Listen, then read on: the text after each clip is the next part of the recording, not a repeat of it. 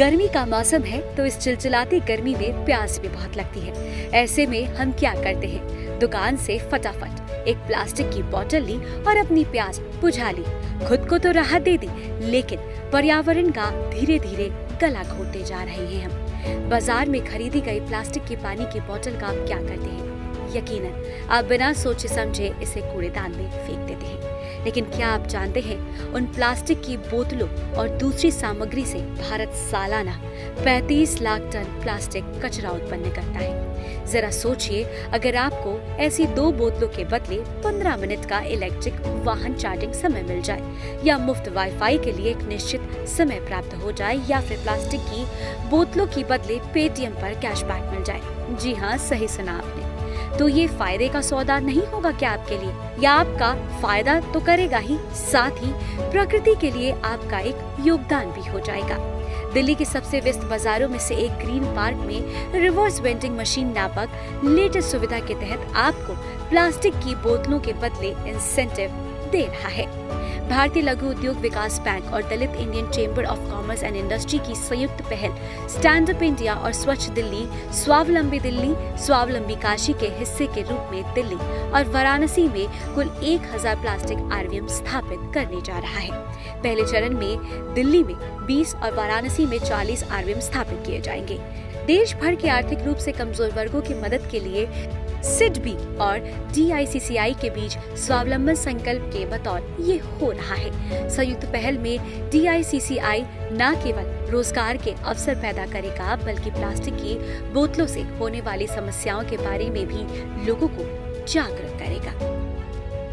ये जो मशीन हमने बनवाया है, इसको डिज़ाइन किया गया है हमारी टीम ने, और इसकी खासियत ये है कि ये पहला मशीन है इंडिया में जहाँ पे आप 1 या 2 बोतल डाल के आप फ्री अपना ई-बाइक को चार्ज कर सकते हैं, रिक्शा को चार्ज कर सकते हैं, फ्री वाईफाई ले सकते हैं और side by side mobile charging करा सकते हैं। डिस्काउंट कूपन्स मिलेंगे।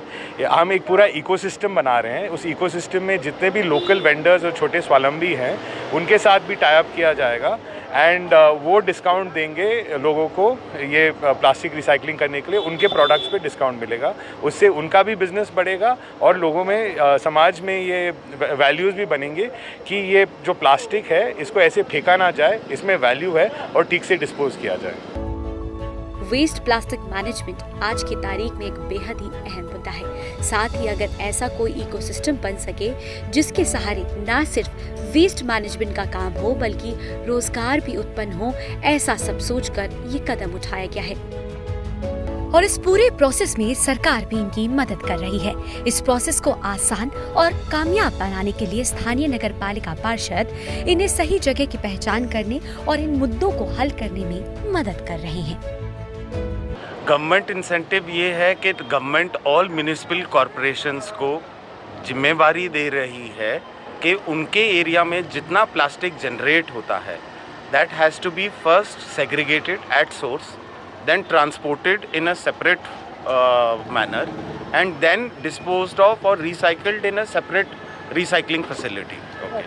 So I think so this covers all those aspects that are required for the municipal corporation, and we are just aiding the municipal corporation.